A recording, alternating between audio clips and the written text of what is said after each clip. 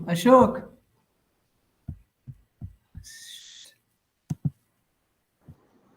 Hi Rashmi, Hi, Ayushree. How are you? very good evening. I'm good. How are you? I was having a problem because I hope that you can hear me, see me Yes, because yes. We can hear and see you well, Rashmi. So all good now.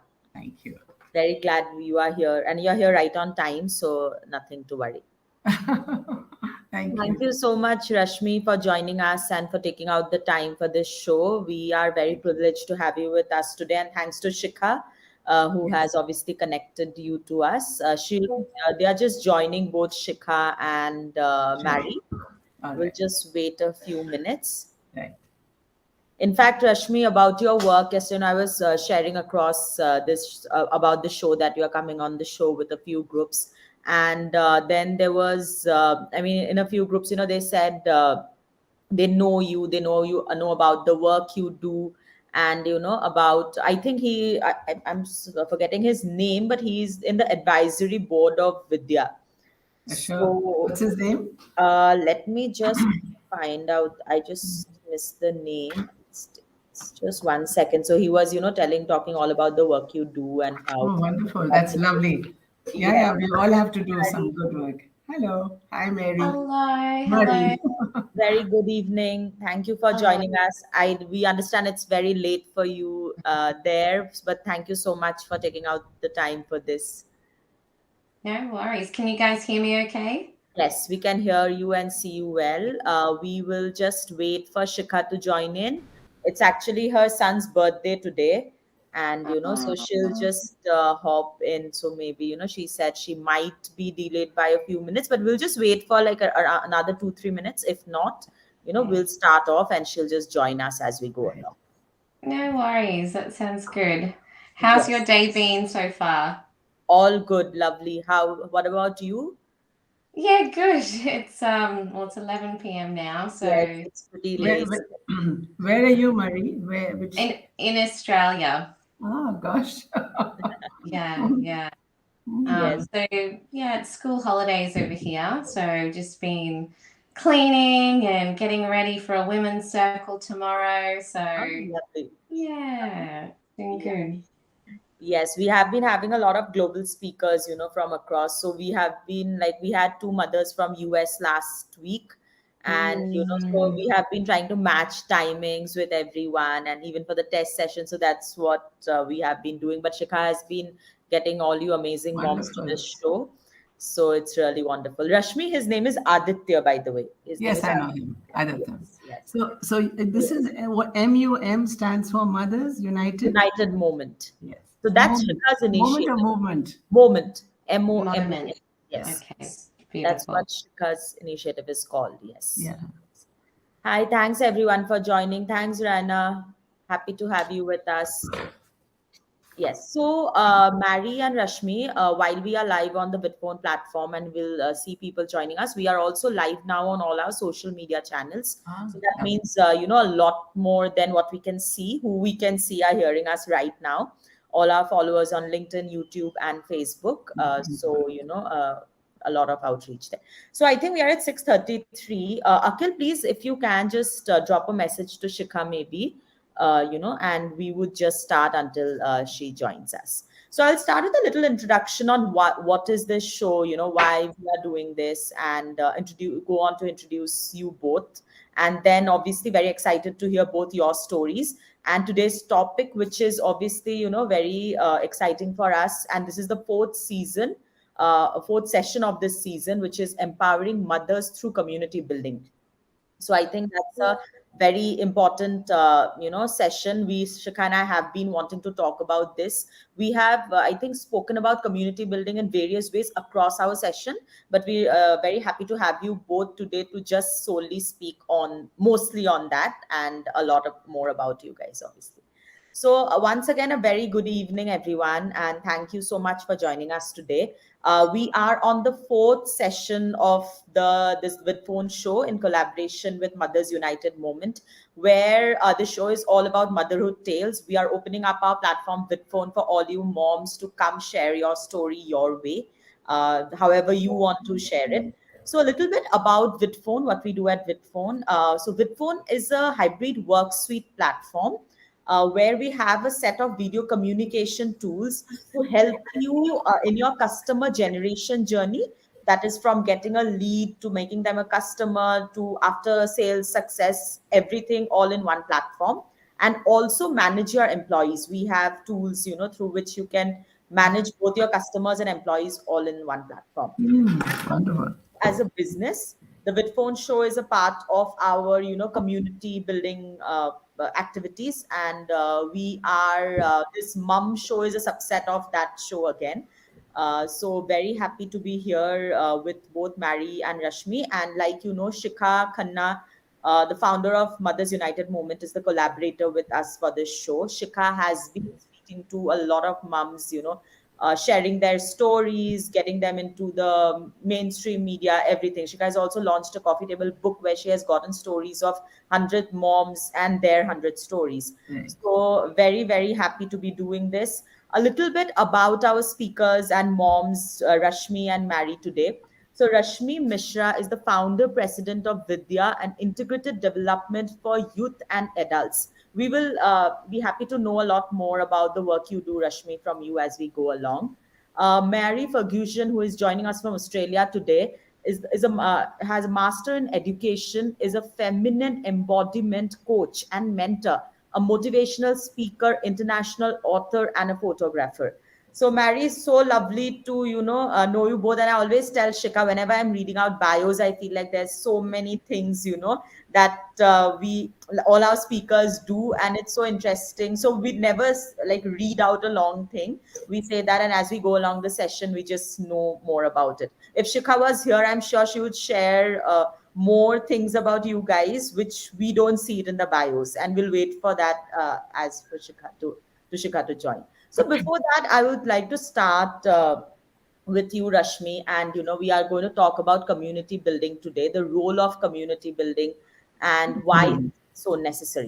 I'll just start with a few questions from my end, until Shikha comes. And I was just thinking, in one of our last sessions, we were discussing, and one of the mothers actually shared how obviously it's important that you take steps as an individual, as a mom, to go there, speak out, not be guilty of so many things that you are always guilty of, not get into societal pressures. But also it's so important for the environment around you to be supportive. That Absolutely. environment, yeah. So Rashmi, your thoughts, what do you think? And you have been working with you have built such a beautiful organization in the form of Vidya. So do let us know a little bit about Vidya, and what do you think, what is the impact of this community building, what has been the impact of it in your life? We'll start with you, Rashmi, and we'll move on to you, Mary, after that. Well, very good evening and very big thanks, firstly, to you, Ayushree, as well as to Shikha and the whole movement, that you give us a chance, a voice to women to express how they feel and what they can do. As you know, Vidya, is an NGO in India, I started almost 37 years ago, 38 years ago. Our focus has always been a high quality holistic education, but it includes children, youth, and women.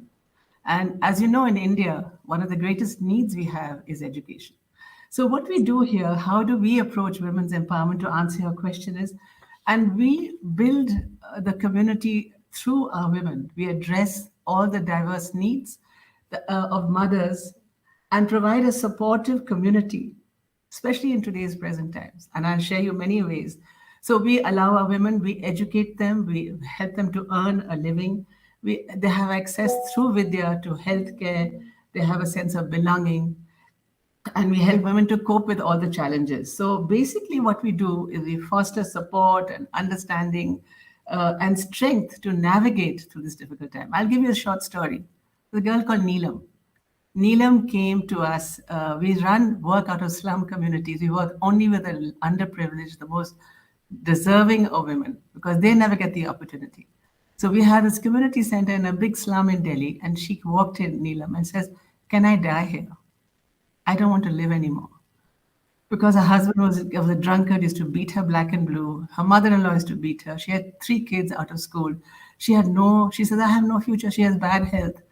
So this is a women's initiative that we started where we provided them funding to start their own self-help groups. That's where she walked in. And of course, while we do that, if it's an illiterate woman, we also educate her, we provide her all the support. The women they lived in this community around us, immediately we took her on. She was there for 4 or 5 days. We rested, we give her the love, the food, all the support women give each other, automatically without asking. There's no need to ask. After that, we asked her, I said, what do you do, Neelam? What are you good at? She says, I'm a painter from Madhubani. I paint. Show us. Yeah. You won't believe it. Neelam started with nothing. Today, she has 70 people who work for her. Oh, And she is a Madhubani artist who's helped thousands of other women like herself. She learned at Vidya the importance of learning and sharing. And she says, you changed my life. I want to change many other women's life. Her husband passed away of drinking, but her mother-in-law came to stay with her, which is very unusual in India. Normally, they go to the other son. And her children who were illiterate now go to university. While Neelam runs a business of Madhubani where she trains other women and she sells Madhubani. She's confident, she's self-reliant, she has respect, and she has everything back. So that's the story of how Vidya works. Yeah. So what we do is we form a family around women.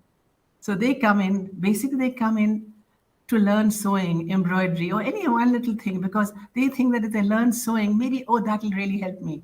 If I learn how to sew, maybe I can save money at home. But when they walk in the Vidya, they suddenly find that they can also learn how to study. They have many opportunities.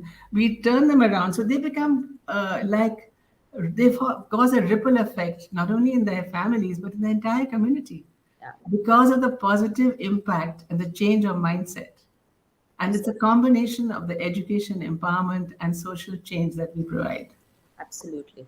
Yes. So that's how Vidya works. We have, like I say, I am a mom myself. I have 2 amazing sons, and I have 3 granddaughters. Oh wow! I'm the godmother to maybe thousands. We've educated about 500,000, 5 lakhs children, youth, and women. Today, at present, there are 55,000 students in Vidya. Wow. So we all work as a team, and yes, it is some very difficult situations. But the amazing part is that when you have a supportive group of people around you, that's the challenges you can. And I'll share more details. What we offer them, it's amazing. It's not just the opportunity to earn, but we teach them through the time that we have financial literacy.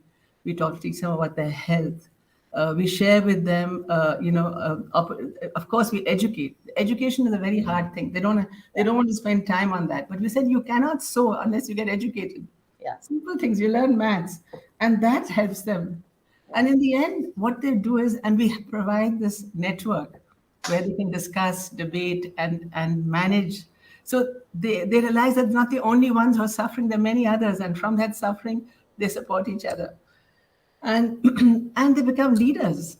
Yeah. So many of our women have become leaders of their communities and villages. And they're honest, straightforward, good leaders because what we provide is what we call life skills. Yeah. Which builds their confidence, Yes. which they realize that they are able and capable of being the change. And that is, then they support their daughters. So that is how I started. When I realized that the girls in India were not being allowed to go to school because our mothers said, you're marriage material. I said, I have to work with the mothers to change them first. So they change their daughters. Exactly. And that's the magic that has worked in Vidya. Yeah. And it continues to work like Neelam. There are many others like that who've been provided this. And then they become amazing leaders. Yes. If you have a second, I'll share one small story. Yes, please. We do. Yeah. So there was a girl called Mamta. She was a paraplegic. She had polio on all 4 limbs. And she was locked up in a room for 14 years. Oh. She was not even allowed to see the world because people said it's a bad omen to see her. And she had no legs. And I met her and I provided her family, changed her family's mindset first and and she brought her to school at the age of 14. And she was so, I mean, she didn't have an opportunity to ever study. But at the age of 14 and from class 2, she finished class 12 in 3 years. She was so smart. She not only that, she was a singer, announcer. Just she had no legs.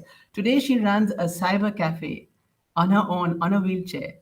I put her on national television to talk to the world about what is it to be a paraplegic and how it doesn't matter because you are over it because your mind is strong, because you can study, you can learn, you can teach, you can do anything. So she became a leader, Yeah. not only of her family, of her community, that everybody accepted her and gave her tons of respect because of the fact that she showed that even with her greatest disability, she was able. And she did actually better than most kids because she was hungry to do. Yeah. Yeah. Yeah. So we advocate also women's rights in every aspect that we can. We also work on their health and their nutrition because without that you really cannot change your life. So we share all that with them, and they come back. They're eager to thirsty to learn and willing to change, and then they handle their families extremely well. We teach them how to do that as well, because sometimes the biggest problem I have is the husbands who come to fight and complain and says, "How dare you? What's my wife doing here? Why does she have to go to study at this age? And why does she have to come here? She doesn't have to earn." Yeah. And the women actually learn computers. They get degrees in computers, completely illiterate women. Yeah. Yeah. So I remember once the chief guest asking that, why, so she says, "You got a computer degree? Does your husband know as much as you do?" Says, "He knows nothing, but I don't tell him." I hide it from him that what I know, because if he knows, then he won't let me do what I want to do. So when he goes to work, I take out my computer and I do my work. Yeah. No, lovely, Rashmi. So nice to hear about the beautiful work Vidya has been doing and creating this change. And in fact, the very key things I think that you spoke about. One is the ripple effect. That really is very important now. One, you change one person, and that person in turn impacts so many other lives. I think that's so important. The second is that you said about the teachings of. So we were in one of our sessions. We also spoke about how financial self care is also a form of self care. It is. It's very important. When we think of self care, I think we would generally think of going for a spa or a holiday or something like that. Yeah. But for women, mothers, financial self care, and in fact even sleep self care are also very key, important self cares that mothers should Yeah. take care of. And obviously I think with this beautiful legacy that you leave behind, a beautiful legacy, I mean with your kids, like you're saying, with the entire work that Vidya is doing, that's so good to hear. There's so much to learn. And Rashmi, it's really been a pleasure listening to you and the work you do. Thank you. Thank you so much.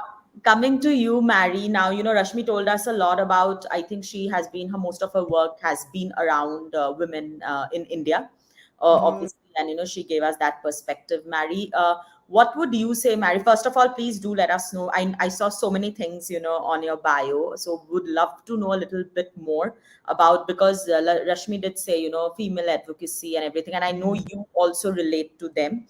And that's why you are here. You are an active part, you are a coach, you have been a mentor. So how does everything relate, Mary? What has been your inspiration in choosing what you choose to do today? And tell us a little bit about what has been your work in Australia like. Have you always been in Australia, or has there been shift between countries, or how has it been? What's been your journey? Amazing. Thank you so much for having me. And first of all, I just want to honor you both for the work you're doing, and Shikha as well for this beautiful opportunity. And Rashmi, you said you've been working for about 38 years. I just turned 38 last year. So you've been working my whole lifetime doing this beautiful legacy of leading, being the role model, being the light. And it's people like you that inspire me. So I'm really honoring you, because there are more of us out there doing this great work. And yeah, I suppose for me, a lot of what you shared really resonated. And in regards to what inspires me to do my work in communities, in schools, with mothers, and not just in my local community, but globally as well. So, Yeah. I was born in the Philippines. So my mother's Filipino and my dad's Australian. So I grew up Australian, and there was a bit of a culture gap, I suppose, in my growing up and understanding my heritage and things like that. So when you like put that energy and that effort towards empowering women, it's like when women rise, our men rise, our children rise, our communities rise. And this is the power of the feminine. And this is the power that we have in collective and all together. And I suppose for me, that understanding evolved, particularly over the last couple of years. I've been teaching, this is my 17th year of teaching, and I primarily teach in the high school setting, but I have also taught in primary school. So I've taught from, 5, 6-year-olds all the way to 17, 18-year-olds, both boys and girls. And probably in the last 4 years, it's been primarily in girls' education. And so the work that I've done in school communities with a really strong arts base, I have a background in dance, drama, and a whole heap of other amazing things. So with young people, allowing them to step into their creative side, allowing them, like you mentioned, that beautiful woman that was the artist, tapping into the fun, into the play, into the creative in the school settings. And I've been very privileged to, have my mother leave her country to provide me and my brother an education. And, growing up, I didn't really value that as much. And so, becoming a teacher and becoming a mother and these rites of passage that I went through in my own journey also framed the work I do now. But it's those beautiful legacy pieces that you were talking, that how do we impact others? And so in the work I was doing with schools, I would do musicals, I would do big dance competitions, and it was all about the focus on the kids and bringing their light out. And in that, it was also connecting with their parents, connecting with the communities. And so in these big productions and these big events, I would coordinate and organize these big community gatherings to celebrate the kids, to celebrate their craft and what they've created, so that was such a big inspiration and push for me in that particular educational setting. But as I found out as I was growing and Mary, just learning, 1 second. Do you mind sitting a little closer to the mic? I yes, think, yeah, because I think there's a little disturbance. that's okay. Is that a little bit better? Yeah, I think that would be I better. might hold that a little bit. How's that? Is that a bit better? Yeah, that's a little better. Okay. That's fine now. Okay, great. So I'd create all of these events, but being in my 20s, wanting to step into motherhood, I was burnt out. I gave all of my energy to the kids. My husband, he always got the tired me. He got the one that was working till midnight. I mean, I'm still working till midnight now, but marking assignments and choreographing and putting all the things together. And then when I did become a mum, my whole focus shifted towards my daughter, and then my work life changed, and then it was like this focus on her and how trying to balance. But again, no one teaches you. I know, well, my mum really didn't give me the opportunity to teach me about what motherhood was about, and coming from a very a culture where it was girls were treated differently to boys, very similar. And so a lot of things were kept really like private. So even going, thinking about my own growth in teenagehood, when I got my period, we didn't really talk about it. We didn't really talk about these things that happen to our bodies. And so all of these moments in my own life, in my experience, really founded the work I wanted to do when I shifted out of mainstream teaching. And so becoming a feminine embodiment coach was really about me understanding my own self-care, self-love, and honoring my body, which I forgot to do. When my daughter was 2, we tried to have another child. And I had 3 miscarriages back to back. And in that motherhood journey, again, no one talks about this stuff. No one talks about these parts of womanhood, of motherhood, of what it is like to feel grief and pain and aloneness in all. I mean, there's so much beauty in motherhood, but these pieces are never really spoken about. And as women, we suppress and we suppress and we suppress and we keep it all in and we hide it and we try to be the people pleaser. We try to make everyone else happy besides ourselves. And so my journey into what I do now really was a rabbit hole down into the depth of losing myself. Yeah. And in losing myself, I had to reshape who I was, reshape my identity, and figure out, well, who am I? What is the power within me? What do I love doing again? Because I forgot to dance for just me. I forgot to sing, you know, besides doing it with your children and other people. I didn't do it for me. And we spoke about self-care and self-love before. And so I sought communities of women. I sought mentors who were able to hold me in the depth of my darkness. And it was those women who saw me, who felt me, who didn't judge me.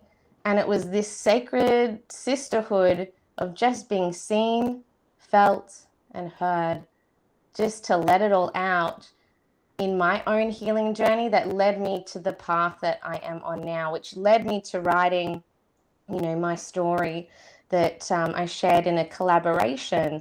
So we're talking about community. Like, I have a really beautiful global community of mums and women, and it's just started with talking to people online. And so, like, somebody approached me about writing a book in a mother anthology, and I was like, okay, let's listen to the calling. So that book, that the chapter that I wrote, was in an anthology of other mums from all around the world, Mums for Change. And so, like this beautiful project, that again led me on the path to, well, how else can I be of impact? How else can I share my story, but also open the platform to talk more about the stuff that we're talking about now, which led me to create the Menarche project. And so Menarche is means first period. It's our first rite of passage from girl to womanhood. And working with teenagers in my education career, and then moving to working with mothers who felt lost like me, coaching them through finding themselves, finding their purpose. This thread, I was like, well, why can't we stop this piece of feeling shame, embarrassment, unworthiness, these stories we tell ourselves that limit us? How can we prevent that earlier? And it's like what Rashmi was saying, like, get to the mothers, the parents first. But then, because I have these beautiful connections with young people and being in the education industry, it's like, well, this foundational period of transition of identity, this foundation into womanhood, why aren't we sharing this knowledge of well-being, of understanding our bodies, understanding the power of who we are, the power of our cycles, the power of, you know, our hearts? Like, let's tap into that at a younger age, which is about building the self-confidence, resilience, getting kids to feel like they're worthy. And that's just for girls. Imagine about our boys. And Rashmi, you've grazed 2 young men, and what a privilege, you know, for them to witness you as their mother doing this work, because they are more holistic and more balanced, and they're leading in their fields. And this is the ripple effect. Yes. So that's what led me into creating the Menarche project and the work that I do in coaching. So and this is what I speak about too in many different platforms and summits and Yes. things like that. So yeah. No, thanks a lot, Mary. That was so lovely. And, while you were talking, about why we don't talk about such things. And I was just thinking, Shikha, thank you, Shikha, for joining us. And a very happy birthday to your son. I was just telling Rashmi and Mary that, you would be a little late. And I was just thinking, Mary, when you were discussing these so openly, and I think, Shikha, that's what this platform is for, right? That's what this show is for. I'm so happy that, we could get you and you could share your part of your story, here that way. And Shikha, now I'd hand it over to you. Mary, thank you so much, for such key takeaways from, how you said that your mother, maybe what you did not learn, like at home, your that was also an inspiration for you to do what you are doing today, to educate yourself on that and pass it on to so many others. So, and Shikha, Rashmi obviously shared her beautiful story with us of Vidya, of of the amazing work she's doing, and then Mary shared. So, over to you, Shikha, and obviously look forward. Yeah. I just first of all want to thank Ayushree for holding the front. It's just everything came together. This is the first time I'm so late for an interview. I'm No generally not. problem. No problem. But the story was mix of a mother and technology, and so I think it's forgiven to come. But more Yes. than that, I was so sure that there's such incredible women as guests that I usually will be delighted to even get to talk to them and bring that whole thing out. And thank you, Rashmi ji and Mary, for coming. Mary, it's 11 for you, 11:30 maybe. Yes. And the passion that you have for motherhood and your story, that you're up at 11:30 talking to us here in India. I'm very, very, very grateful for that. And before, the reason that why I chose you, like the names, both of you, I know last minute, 2 days back, but everything happens when it happens, right? And so Rashmi, I'll just want to talk to you first about the support that and, uh, the community provides, and how the flying happens when the community steps in. Give me two stories. Like, you are such a like, so full of stories and some incredible stories. Let's take two stories that you know that when community reached out, she started to fly. Actually, here Rashmi just shared two beautiful stories with us, Did Shikha. she But has engaged? I can share this. Thank you, Shikha. Yeah, so she shared two very beautiful ones, You but know, for obviously, me, over for to you. me, we are in India. It's such a contrast, as we know. There's the privileged, the underprivileged, and what you shared, Mary. We all go through that as women, and in India, particularly, it is at any level. You could be from the middle class, the higher class. Doesn't matter. There's differences there, and in the way that you are looked at, the way you're approached, and that is always in my heart. But when you look at a poor woman, it's completely nothing that they have, nothing. And so our vision and our mission in Vidya is to let them fly, like Shikha says. And how do we do that? So just I'll give you another difficult example. We go through hundreds and millions of challenges, and how we deal with it is because we are together like a family to deal with it together. So we started a women's work group where they learn to make products together as a large group of women, and because it helps them to earn. And plus, they're a community of women together. They used to love to put music on. That was the best time of the day. They never had, because a poor woman in India gets up at 5 a.m., has to fill water, has to fulfill hundreds of tasks before she has time for herself. I mean, we are blessed. You have no idea what the challenge of a poor woman can be. You can't even imagine how tough it is. So we used to collect these women at about 10 and teach them time management, that you have to be here to that. One day, there was one woman who was very silent, because we give them what we call a circle time before we start anything, where we chat and how was your day, so that they have a chance to express and dialogue and discuss with their friends what is in their heart. Because unless they do that, how can they how do we know what's in their mind, even when you're giving them opportunity. This girl is very, very quiet. She didn't say anything. She disappeared, and then we made a big noise to find out where is she. And we found that her husband had murdered her. You know why? He was jealous at the fact that she was happy and doing well and earning. He couldn't take it. So the community got together, and what we did was we brought her both her children. One of the girls adopted her two children, and Vidya did too, and helped them with education and put that guy into jail. I mean, that's how far we went without having, with just because we as a community decided it's not right. Cannot allow this to happen. So that is the strength of the community, and that's the strength of women. When women are together, they're like powerhouses because we call it Shakti. In fact, we work out of slum communities. We call it Vidya Shakti. That means energy, strength. And that is what we provide. Every woman who walks into Vidya, she may be shy, like I told the story of Neelam. She's ready to commit suicide. And today she's a master. She runs a program which is better than I could do. She runs a business and she says, I don't want to earn too much money. I want others to change like you changed me. So this is the magic of women and community. And without the community, they cannot do it because it's women for women. And even in my life, what I did many times, I did several things in my life. I'm an old girl. I used to take a women's group, an international women's group through India, because nobody understands India and Indian women. And I took them to slums and villages. I said, I want to show you what an simple Indian woman who's illiterate, how she manages her children, her time, and her family. So we walked into this very poor village where she didn't have furniture and nothing. And she was so open because she saw women. She felt that she found sisters and friends. Even a poor woman who couldn't speak the language, couldn't speak English, put us on her floor. She treated us as if we were big guests. She borrowed milk and sugar and made tea for us, and she gave it to us with so much love. You know what my international friend said? If somebody knocks on my door who I don't know, I slam the door in their face. I said, this is India.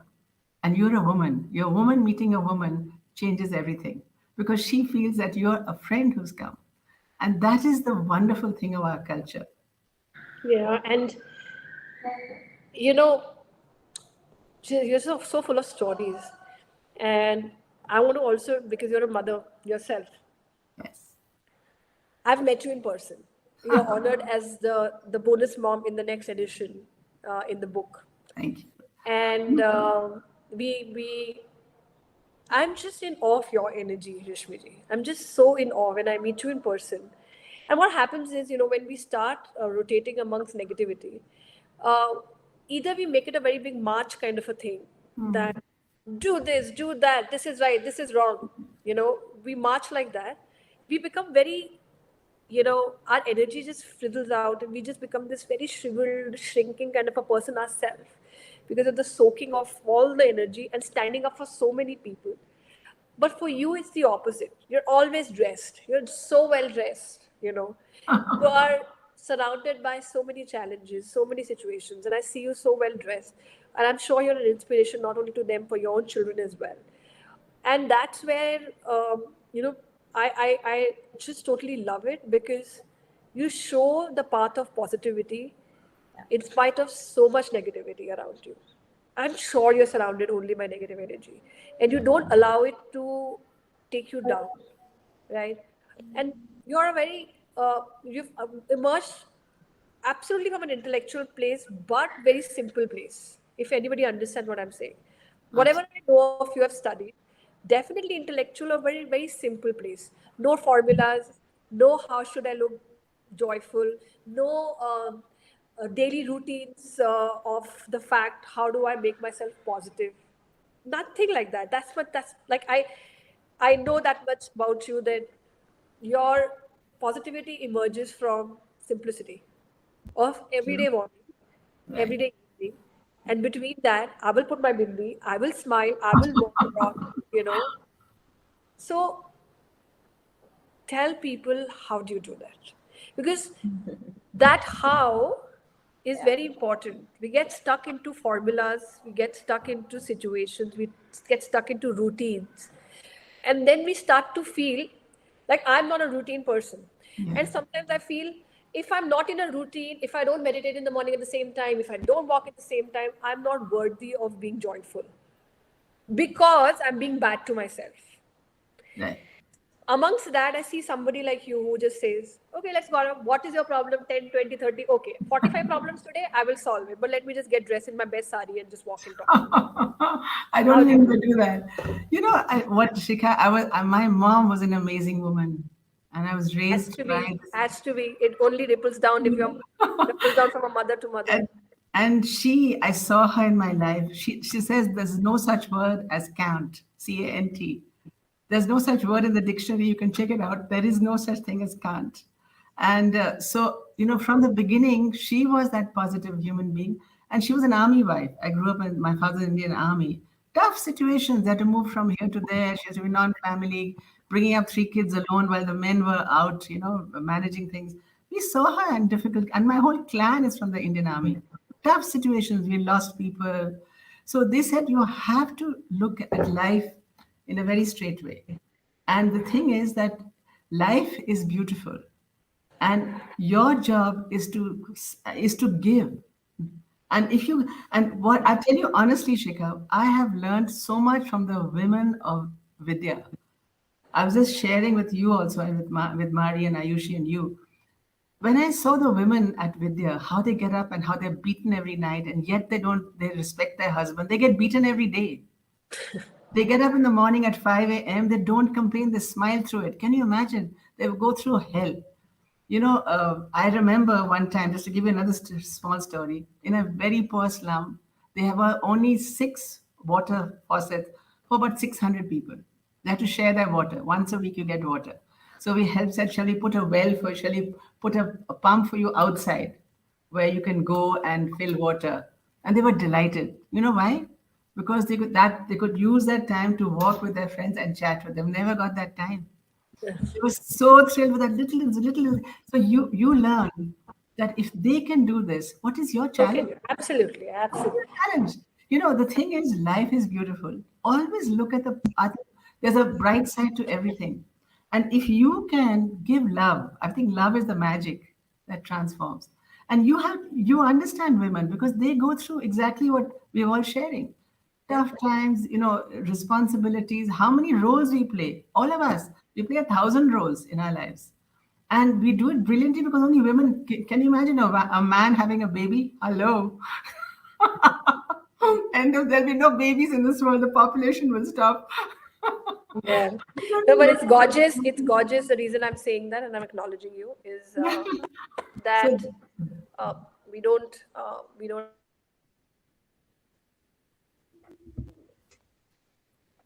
can hear Shika. Yeah, I think she was facing some issues because it was raining, leave. she said. Did I get stuck? Yes, yes, you did. I'm back. I'm Yeah, back. Yeah, it's going to come and go, so that's why I don't want to take it. I want to take it to my Rashmi. I'll talk to you. I can talk to you for at least next decade with the experience that you have. Um, and Mary, um, you briefly interviewed me, and what I understand out of that is that your soul connects to so much light all the time, and there you go into you know this kind of a connection that you feel. And now you want to bring sisters with you. You want to enjoy in your white dress, and bring more sisters together to bring more light and to become bold, courageous, to show up just the way you want to. And then you holding hands and saying, more sisters, where are you? Please come. you know that is the modern younger generation's problem, Rashmi. We not, we don't have, like, you're working in a sector which is very obviously in distress. But the emotional distress, which is just considered no distress and just brushed away because you're from an affluent family, because I worked as a photographer with a lot of affluent families, and I saw so much depression even there. When I went in and I walked in with my cameras, I saw their eyes all dead, you know, and that was very easily brushed. What are you complaining about, right? Because the soul was the one that was suffering. The complaint is of the distress at the emotional level. And recently before this, we had Sapna, where she had mentioned in one of her interviews that dismissing emotional pain as no pain is the biggest mistake we've been doing as a society.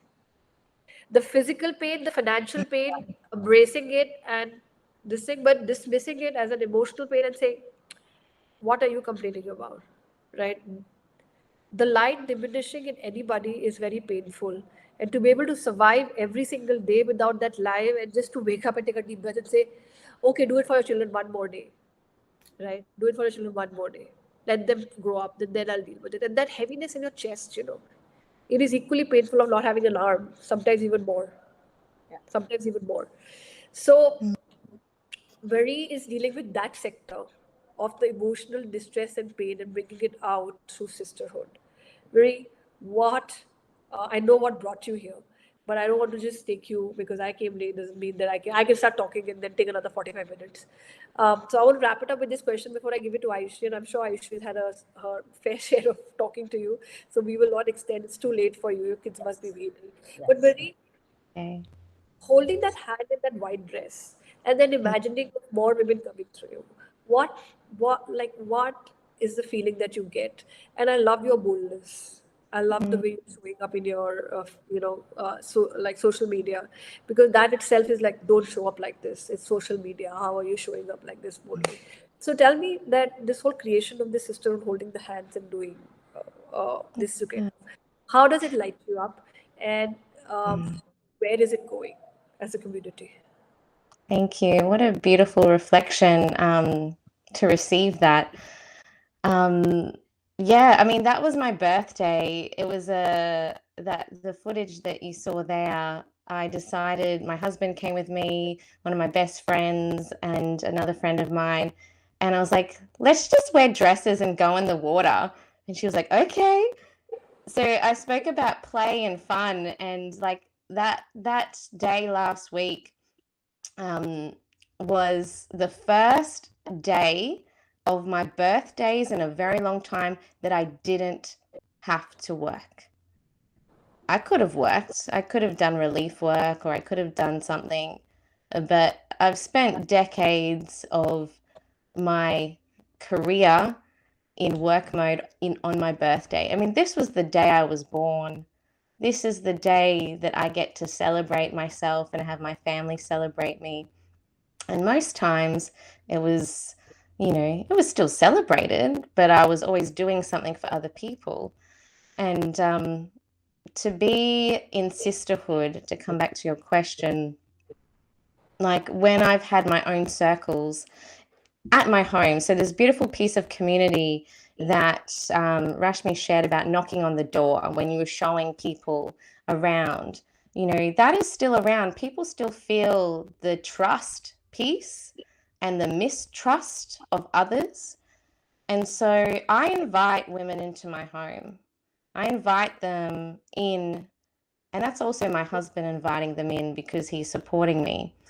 And that, again, in union, has been something that we've had to navigate and be okay with, because it's our private space, and it's a space where, like, I've got a beautiful garden, I've got these beautiful things that he created to have celebrations in. So yeah, it feels good. It feels good when women come together. I mean, I started off with like 2 women when I started free circles last year when I got into coaching. And then it grew. Then I had like 3, 4, and then I had, I think, 12 one day, and it was past students of mine who were then mums, and then they brought their mums along. So it feels really beautiful to see women wanting that connection, wanting to set a time for themselves to just remove that layer of judgment and to be able to just speak what's on their hearts. And most of the time, it's interesting, depending on where they are in their lives, some of it can be really joyful, some of it can be really hard. About relationships, about work, about their children, about not knowing what they're going to do next. And just to speak that out is healing.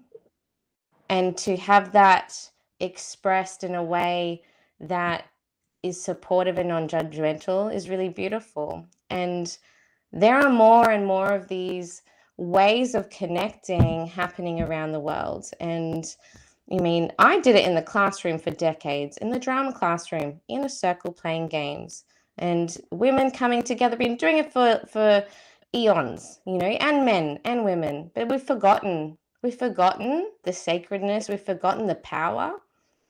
And so my goal is to bring that back more. And I know there's amazing women that I'm connected to here in Australia, around the world, that, you know, host retreats.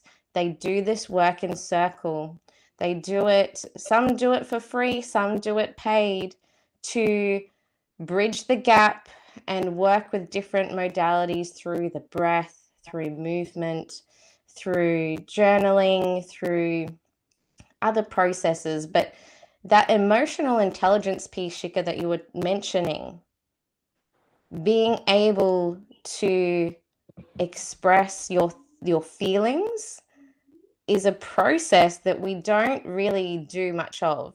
Most people, when they're like, how are you feeling today? Happy, sad, angry. When really, if you think about the day that you've had, there are an array of emotions. Frustration is different to anger, which is different to rage.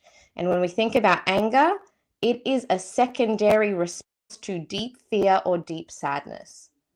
So when you start going back, well, why am I angry? And we think about not only women, but our men in particular that can just flare up and fire up really quickly.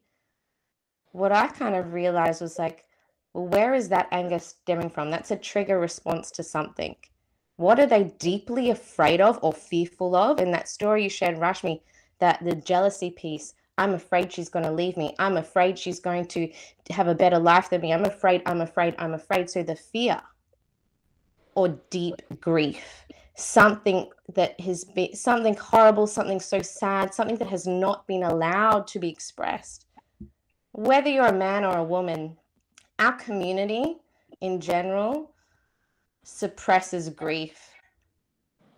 We have beautiful ceremonies, we can have funerals, we can have things to do that, and that's a layer of processing. But when you go deep down within, that's still in our hearts, you know? So how do you allow yourself to really surrender? Let that grief fully be felt.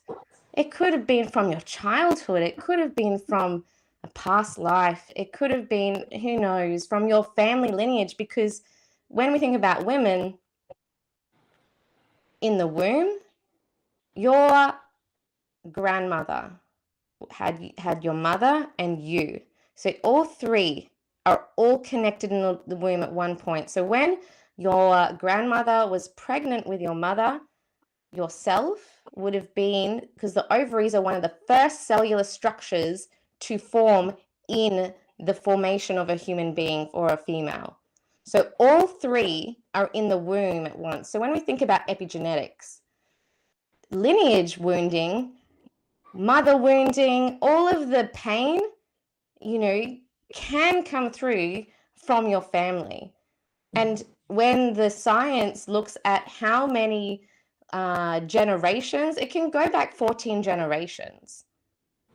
So being able to talk about your feelings, being able to process, well, where is that coming from, with your partner, with your husband, with your children, to resolve it, to heal it, to surrender to it, whatever. That's something that I've been really focused on with my own daughter and my husband, and in the work I do with young people and mothers. And when we allow ourselves a space to talk about it more and to be okay with whatever comes up, like an emotion is communication. Your body is communicating something. There's no judgment. We're meant to feel things. And humanity, the quickest way to learn on a soul level is unfortunately through pain and suffering, for us to evolve and to grow. So to be okay with you know, your life having contrast and those extremities of feelings, and knowing that the pain and the suffering down here and the joy that's over here and everything in between is beautiful and chaotic and horrible and all part of the experience. Like when we talk about this in communities online, with our families, in our work environments, in the beautiful work you're doing, this is then how we then encourage others to spark a new idea or to go, well, maybe I need to share my emotions more. Maybe I need to see if my child who's crying in the corner or in their bed feeling alone, asking them, how are you feeling right now? You know, and just Yeah. digging a little deeper. Thanks, Mary. And I love your work and absolutely both of your work. That's why, even if it looked very tough, I think I just had a sense it will be very tough for me to make it. And I was telling Ayushree that can we still, I was like, no, I found the two people, we'll make this conversation must happen. And that's the dedication we all are showing in our own respect. When we decide, it's done. It has to be done. And the magic is in your work. Both of you are absolutely, including Ayushree. This is a magic land, and all is magic. And we all have to understand that this magic is a play game. And if we can, especially a little privileged ones, not only financially, spiritual privilege. That privilege doesn't come to everybody. The seed not necessarily has to come, as you said, generationally. It would have come to my child rather than to me, of the spirituality to break the generational silence. So to have the ability to find that spiritual seed in me, in my existence, is a privilege. Finances, food, physical things is a privilege. The ability that we can connect and find platforms like Vidphone and other platforms is a privilege. And when we are finding this privilege, the only thing we need to share is light. And we must show up to show that light to people so that the next generation can thrive. They need to see what is possible when we all rise in our light. And that's why this magic land has to emerge to the privileged ones, spiritual, emotional, or financial, right? And that first has to come to us to say, I'm privileged. To be able to have this conversation and to learn is a privilege. To be able to hold a hand in the community is a privilege. To be able to extend a hand to somebody is a privilege. And with that gratitude, I think, let me show you what magic I learned. And with that, because everybody cannot learn the whole magic of life, it is just too magical and too much. But everybody learns their own magic, little bit. And then let's not be miser in sharing. Let's just go out boldly and say, I don't know about you, but this is what I've learned. And this is how I rise. And this is how I bring light to myself. And here is a little bit for you. And that's about it. If all of us start doing that much, we have a big lit up society. And we don't have to have the big light in our hand or the answer, but little answers and little support and little gratitude and little bit of. So thank you so much for coming, both of you. It is totally a light, and I am so honored to know how many people are getting touched through your work, and will get touched. Yes. And that's why messages come to me when shows like this happen. Who's next? What's the topic? This, that, and I. Even if it's last minute, Yeah. I told Vidphone it'll happen. However, it'll happen. People will keep coming to the shows, and the right ones will be here. And this will not go waste. The space will be shared and grow from here, because the most important thing is the message and the light and the magic. So thank you for sharing your magic and everything. I will have to excuse myself now because I have a little one who has to cut his cake, who's turning 4. Please wish him from And us. Yes, thank you. please. Sweet. I'm wishing myself as a mother of a 4-year-old, Yeah, 10-year-old. congratulations. Yes, done 2 rounds. Happy birthing day. Birthing day to you too. Yes, Because this is the day you exactly. birthed Happy. him. It's my birthing day, and then my second one has actually uh, given me enough reasons why I should rise and do the Mothers United movement. He's the one who gave me the reason. He kept on making it so magical for me at every stage, I must say, that I was like, okay, now I must rise because somebody has to hear this story of how much magic is happening here. Yeah. So thank you. I will leave because I must. Yes. He's 4 years old. His patience level would not be so much.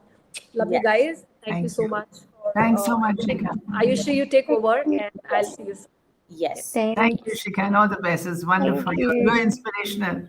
You are. Thank you so much. You are. Thank you. Bye. Yes. So, in fact, Rashmi and Mary, I think, we're almost at the end of this session, and so lovely to hear you both. I think, there's so many takeaways. We generally, what we do is, because for us, even if your learnings or what you shared today, we can impact even one person, one mom with it. That's a win for us, really.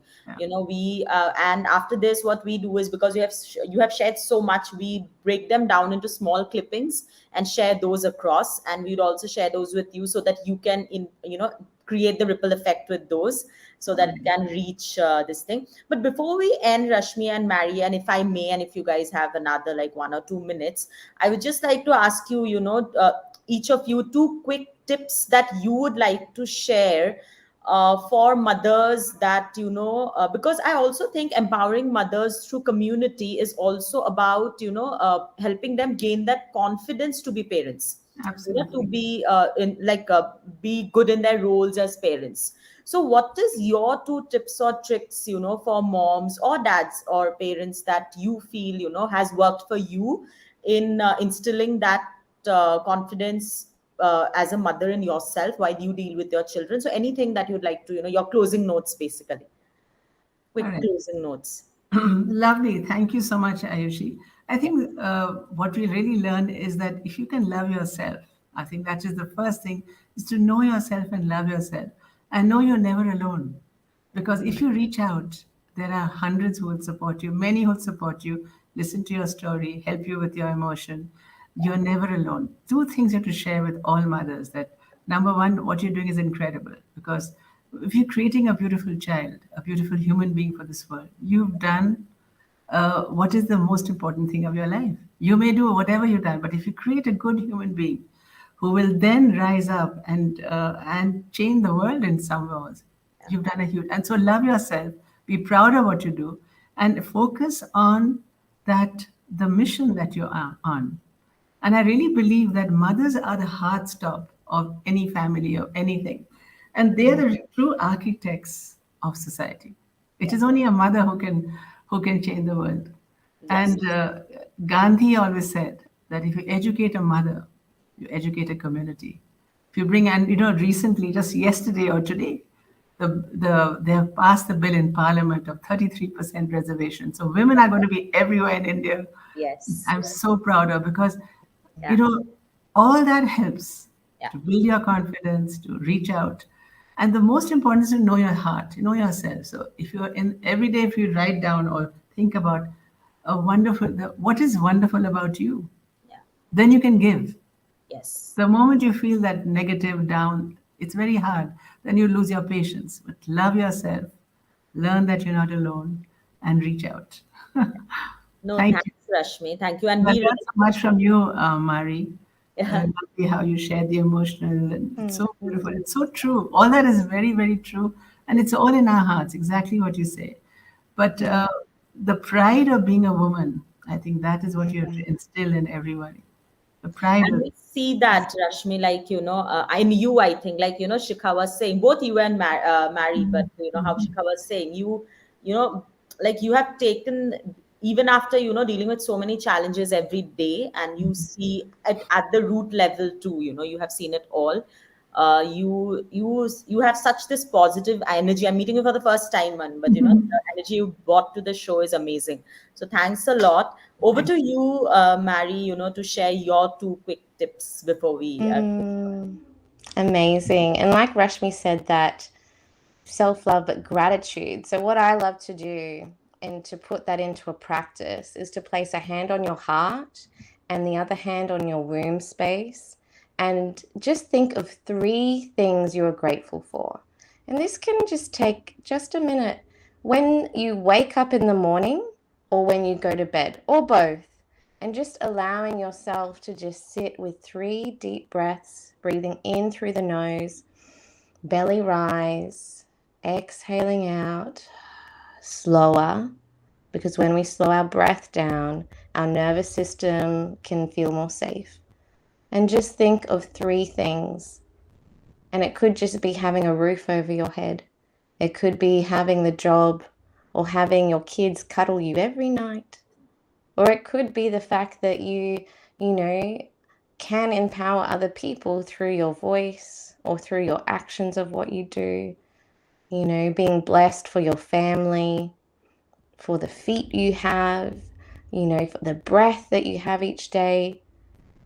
And when we bring gratitude to our heart, it immediately increases our heart rate coherence to lift our vibration, to lift it up to that higher frequency, that energy that Rashmi brings to her every day that Shikha was talking about. That gratitude practice is really, really beautiful and something practical. Well, how do I bring that self-love? Just 3 thoughts: heart, womb. And the other thing is for your children and for you mums, because dance and moving your body to move and shake your hips, you know, Rashmi talked about music, feeling good, you know, allow yourself to move. So get up and dance and stamp your feet. When you're angry, you know, if you're feeling frustrated, stamp your feet out. And this is the same with your children. Get them to move their bodies, go for a run, dance it all out, shake out your hips. We as women hold a lot of our emotional baggage in our hips, in our pelvic bowl. So allowing ourselves to move, and children innately love moving anyway. So when they are in a tantrum mode or they're like really upset about something, change settings, take them to a different room. If you're inside, take them outside. Change their sensory experience to then get them back into their logic brain, get them back into their bodies. And even for yourself, if you're feeling anxious or stressed, give yourself those deep breaths. Actually go, what do I see right now? I see a cream wall. I see a tree outside. I see a sign on the floor. Say it aloud. When you find your heart racing, and with your children, get them to, if they're in a heightened state, to tell them what they see. 2 things that you hear. You could go 3, 2, 1. What are 3 things you see? 2 things that you can hear right now. What's 1 thing you can smell? Or touch? Coming back to the senses, coming back to the body to calm your nervous system will allow the emotional brain, whether you're a child or an adult, to flip off and come back to the prefrontal cortex to allow your body to calm. Because our nervous system runs all the way from behind our ear, from our amygdala, all the way back here, and touches every single organ in our body. So this is why breath work is so important. Coming to the calm. This is why coming back to the senses is so important. Because the safety of how we feel in our body is all processed by our nervous system, of how we feel, see, touch, smell, see the world. So if you're noticing that for yourself or your kids, try it and see. No, lovely, Mary. Lovely for leaving us with that, you know. And I'm sure, you know, so many moms would love to try it out. And if it has helped you, and if it has helped so many around you, because you continue to empower so many around you every day. So thanks a lot. We would be putting out this clip so that, you know, a lot more people can just hear this part also and really practice that. So thanks a lot, Rashmi and Mary. It has really been a pleasure having you both on the show. And anyone you want to share the recording with, as soon as we are done with the show, the same link will have the recording. So please feel free to share it across, you know, with your networks, friends, family, so that we can, you know, get these messages to many more moms and the community. And we would love to see you join more of our shows. And thank you again. Would love to someday, you know, collaborate with both of you more on the amazing work you are doing from Vidphone also, and we'll be in touch. Thank you so much. Thank you, Ayushree. Thanks. Thank you so much. Thank you. Bye. Good night, Mary. Good night, Mary. Get to bed. Yes. Good night. Bye. Bye. Bye.